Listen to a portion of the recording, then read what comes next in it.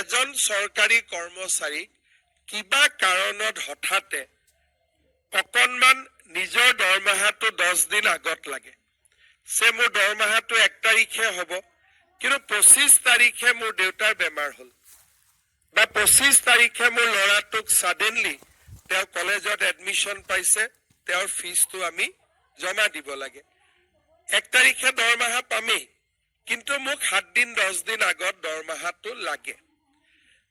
ৰাজস্থানত এটা নতুন তেওঁলোকে ব্যৱস্থা কৰিছে যে খুব কম ৰেট অফ ইন্টাৰেষ্টত এনেকুৱা আজিকালি বেংক থাকে যে লগে লগে দৰমহাটো এডভান্স দি দিয়ে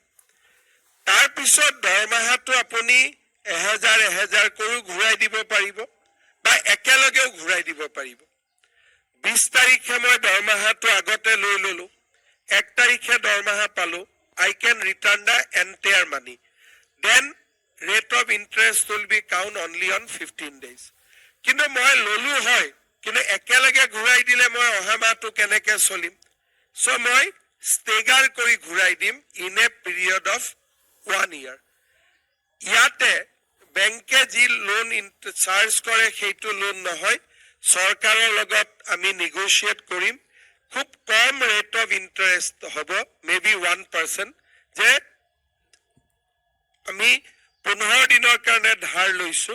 তো rate of interest will be just 1%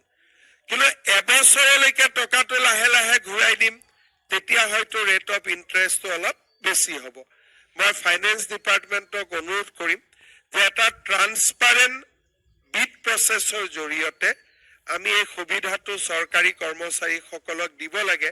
কাৰণ মই দেখিছো আৰু আমি নিজেও এইবিলাক এক্সপেৰিয়েন্স কৰিছো আমাৰ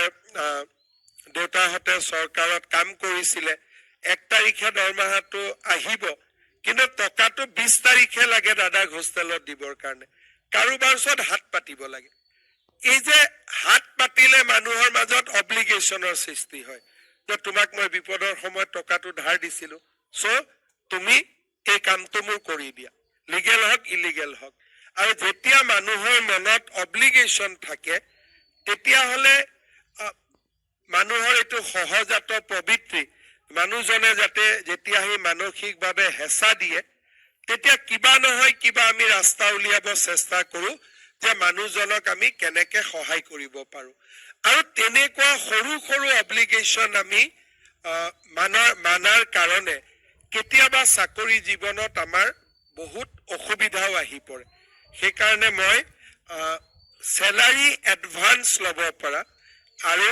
ইনষ্টলমেন্টত ৰিটাৰ্ণ দিব পৰা বা এতে গো ৰিটাৰ্ণ দিব পৰা এই স্কিমটো ইমপ্লিমেন্ট কৰাৰ কাৰণে অনুৰোধ কৰিম আৰু মোক যেটো ডেভছত প্ৰেজেন্টেশন দিছিলে Rajasthan is already implemented the process আৰু লাষ্ট ইয়াৰ তেওঁলোকে 300 কোটি টকা এনেকে চৰকাৰী কৰ্মচাৰী এডভান্স ড্ৰ কৰিছে ঘূৰাই দিছে the transaction was up to 300 crore আমাৰ কৰ্মচাৰী কম আছে আমাৰ ইমান নহব but at least বিপদৰ সময়ত this will be an instrument যত নেকি চৰকাৰী কৰ্মচাৰীয়ে ইয়াক ব্যৱহাৰ কৰিব